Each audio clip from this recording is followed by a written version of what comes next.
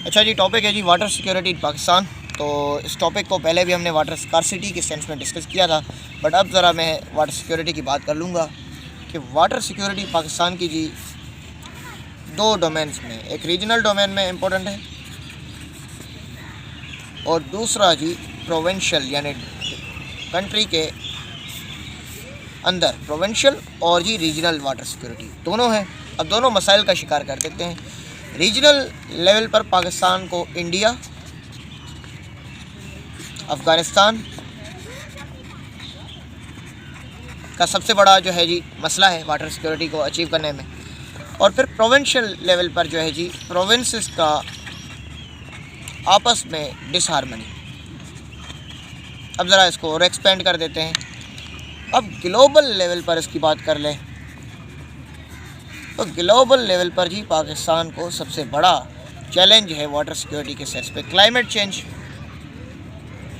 ठीक है। और फिर जी इसी को हम जो है कंट्री के अंदर बात कर लें तो हमारे जो चैलेंजेस हैं वाटर सिक्योरिटी के कंट्री के इनसाइड डोमेस्टिक, हम अगर बात देख लें पर्सपेक्टिव में, तो हमें चैलेंजेस नज़र आते हैं जी इंफ्रास्ट्रक्चर के बड़े चैलेंजेस। हमारे पास डैम्स और रिजर्वायर्स बहुत ही कम है। फिर जी वाटर लॉसेस बहुत है पाकिस्तान के अंदर। पॉपुलेशन राइज़ करती जा रही है। ये डोमेस्टिक पर्सपेक्टिव में बात कर रहा हूँ मैं, डोमेस्टिक और फिर कंजप्शन के सेंस में ये जो चैलेंजेस हैं। पॉपुलेशन ग्रोथ बढ़ती जा रही है, सप्लाई डिमांड की डिक्रीज़ होती जा रही है। और फिर जी हमारी एग्रेरियन नीड्स वो बढ़ती जा रही हैं। लैक ऑफ मैकेनाइजेशन,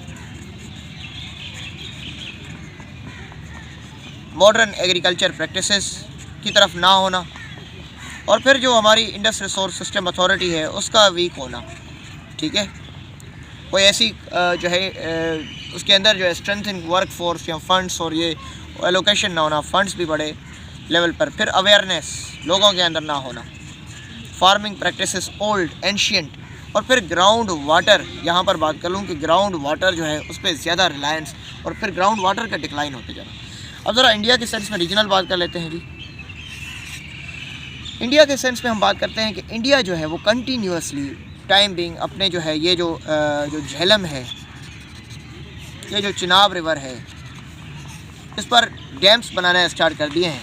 और वो डैम्स हाइड्रो प्रोजेक्ट्स के लिए, और ये basically violation of Indus water treaty है 1960 की। और ये जो वायलेशन है बेसिकली ये India dams projects spill overs बनाकर ये जो पाकिस्तान की तरफ जो वाटर फ़्लो है इस फ़्लो को इन फ्यूचर रिड्यूस करना चाहती है। और पाकिस्तान को, जैसे मोदी की स्टेटमेंट हम देख लें 2016 की यूरिया डे के बाद, blood and water can not flow together, तो हम इस सेंस में चाहती है कि इंडिया हम पाकिस्तान को जो उसको सबसे बड़ी नीड है पाकिस्तान की वाटर, उससे महरूम कर दें, उसका फ़्लो रिड्यूस कर दें। और इसी सेंस में हमने बगलिहार और किशिंग गंगा जैसी बड़ी जो है डैम्स का भी नज़ारा दिया। और फिर हम अगर बात कर देते हैं अफ़गानिस्तान के बाद में, तो इंडिया जब अफ़गानिस्तान में, अभी तो तालिबान गवर्नमेंट है, लेकिन उससे पहले अफ़गानिस्तान में जब गवर्नमेंट थी, पपेट गवर्नमेंट जिसको हम कहते हैं, उसके दौरान इंडिया ने अफ़गानिस्तान काबुल रिवर के ऊपर जी शतूत डैम बनाना का आगाज़ किया था,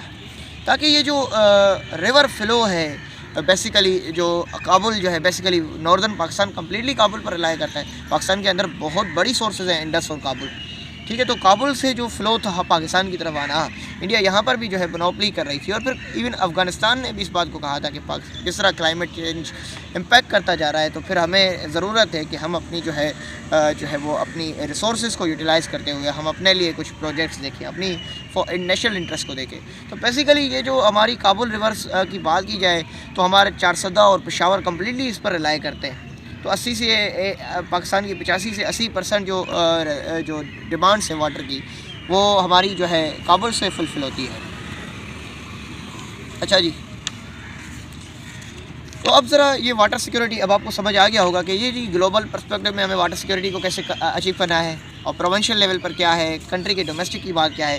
प्रोविंशियल के अंदर अगर हम बात कर लें तो सिंध एक्यूज़ करती है बलूचिस्तान को, नहीं, सिंध बलूचिस्तान एक्यूज़ करता है सिंध को कि वो हमारा वाटर हमें सप्लाई नहीं देते। उसके बाद फिर केपी क्वेश्चन करती है ये जो फॉल्ट लाइन्स है, technical fault lines hydro project के अंदर, फिर जो है फिर सिंध क्लेम करता है कि हमारा जैसे पानी का जो वो है, हमारी जो हमें देना चाहिए फेयर शेयर, वो पंजाब हमसे नहीं देता, बड़ा बिग ब्रदर हमारा शेयर भी खा जाता है। और डैम्स, और इसी की वजह से कालाबाग डैम को उन्होंने जो है वो बैक नहीं किया था।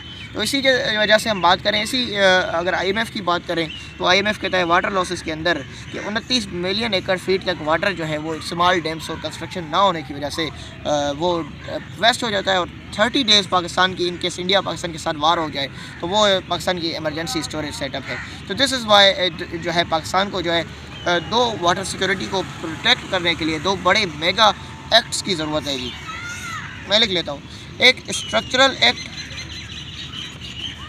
और फिर दूसरा जो है जी स्पीच एक्ट। ये दो सॉल्यूशंस बहुत बेनिफिशियल हैं जी। अगर स्ट्रक्चरल एक्ट की बात करें तो पॉपुलेशन प्लानिंग, रिसोर्स मैनेजमेंट और फिर removal of discrepancies among provinces और फिर construction of dam, small scale dam, storage tanks, इनकी ज़रूरत है टाइमली मैनेज बनाने की। और अगर हम स्पीच एक्ट की बात करें तो पाकिस्तान को इस इशू को वर्ल्ड लेवल पर, ग्लोबल पर्सपेक्टिव पर OIC के प्लेटफॉर्म, UN के प्लेटफॉर्म जो है और मल्टीपल जो प्लेटफॉर्म्स है जहाँ जहाँ पर पाकिस्तान जो है अपने इस इशू को रेज़ करे, वर्ल्ड बैंक के प्लेटफॉर्म पर कि इंडिया वायलेशन को वो ग्लोबली वो जो है उसको सपोर्ट करे और पाकिस्तान को आइसोलेशन ख़त्म करके जो कंट्रीज़ हैं उनकी जो है वो सपोर्ट चाहिए। ठीक है, नैरेटिव बिल्डिंग जिसको कहते हैं, इंटरनेशनल परसेप्शन बिल्डिंग।